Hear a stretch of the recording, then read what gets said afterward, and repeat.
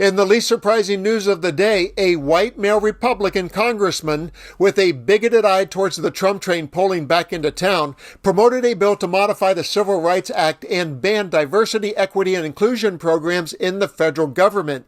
And in the most satisfying clip of the day, I have video of two congresswomen of color absolutely schooling him and shutting him down. You may have seen that popular YouTube series where celebrities eat hot wings and the heat keeps escalating until the celebrities squirm. It can be fun to watch. Well, what you're about to see is something like that, except instead of wings generating the heat, it's two congresswomen directing flamethrowers at Congressman James Comer, and it goes from hot to volcanic. Comer is a representative from Kentucky, and he didn't even try to hide that his bill aimed at banning DEI programs is really about paving the way for Trump's return. Basically, it's his way of taking a knee and kissing the ring. He even threw the word leftist into the mix as if diversity and equity are somehow radical ideas. The Biden-Harris administration has forced DEI initiatives into nearly every agency and program within the federal government. DEI initiatives destroy morale, decrease recruitment, and potentially violate federal law. These initiatives spread divisive and exclusive ideologies in our federal government workplaces, and taxpayers are left footing the bill. For these reasons, I support the Dismantle DEI Act. H.R. 8706 aims to repeal the federal DEI programs across the federal government. This bill prohibits funding for such programs and creates a new Civil Rights Act protection against requiring individuals to participate in such programs. The bill will lend legislative support to the incoming Trump administration's efforts to eradicate the Biden-Harris administration's entrenchment of leftist DEI policies in the executive branch. So that was Comer stirring the pot, and here's where it gets spicy. First is Representative Summerlee of Pennsylvania. Her style is like a slow boil. She methodically schools Comer with historical facts and intellectual honesty. And on the other side, you'll be treated to the hot pocket that is Representative Jasmine Crockett of Texas, who doesn't hold anything back in the face of his partisan prejudice. Mr. Chair, I'm not in favor of the Dismantle Diversity, Equity, Inclusion Act, or what it maybe would more aptly be called the dismantling any semblance of support or opportunity for certain American acts. We know who those Americans are, Americans who have not enjoyed centuries of unfair advantages by keeping others enslaved or segregated or disenfranchised or incarcerated or redlined or gerrymandered or excluded by law. Americans who've lived with disabilities or had their relationships criminalized or their gender expression demonized. If we're being honest here, this bill, which will wipe out every diversity, equity, and inclusion program in our federal agencies, plus those who contract with us, plus those who receive grant money, plus our schools, is nothing new. This is just the final piece of a decades-long obsession with targeting and dismantling anything that might give marginalized people a fair shot. And these folks just want to do their jobs, serving the American people in an environment that feels safe and supports them. Making work a better, safer environment for some does not mean it automatically is worse for others.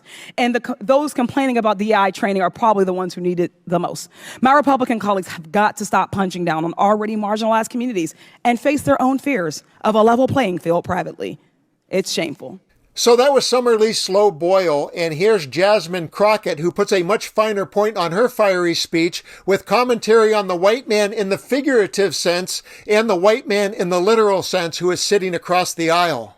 You consistently said over and over the word oppression, and every time that you said it, it was almost as if I was hearing nails on a chalkboard, because it seems like you don't understand the definition of oppression. And so as I sit here as a Black woman who practiced civil rights, let me tell you the reason that my colleagues wanted to make sure you understood the same Black history that your side of the aisle wants to delete out of classrooms is because you can then misuse words like oppression. There has been no oppression for the white man in this country. You tell me which white men were dragged out of their homes. You tell me which one of them got dragged all the way across an ocean and told that you are going to go and work. We are going to steal your wives. We are going to rape your wives. That didn't happen. That is oppression. We didn't ask to be here. We're not the same migrants that y'all constantly come up against. We didn't run away from home. We were stolen.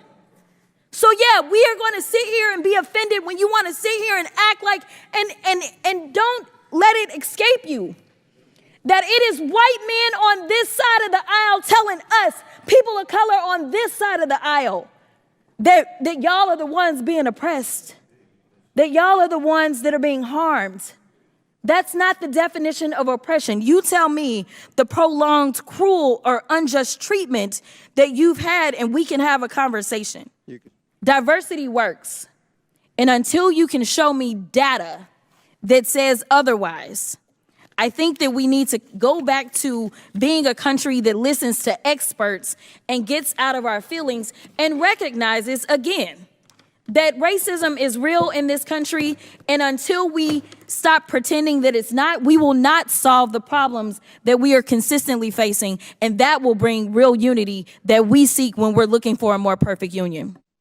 Defending and maintaining diversity, equity, and inclusion is about upholding the ideals of fairness, opportunity, and representation in our society. DEI ensures that all individuals have access to the same opportunities to succeed. It challenges systemic inequalities that have historically excluded marginalized groups. Without DEI, we risk perpetuating inequalities that weaken our democracy and hinder societal progress. Some efforts to dismantle DEI can be blamed on a fundamental misunderstanding of its purpose, but that explanation is being kind. Other times it is an outright dismissal from leaders who may be harboring dark thoughts and are emboldened by the white nationalism that feels great again to them under Donald Trump.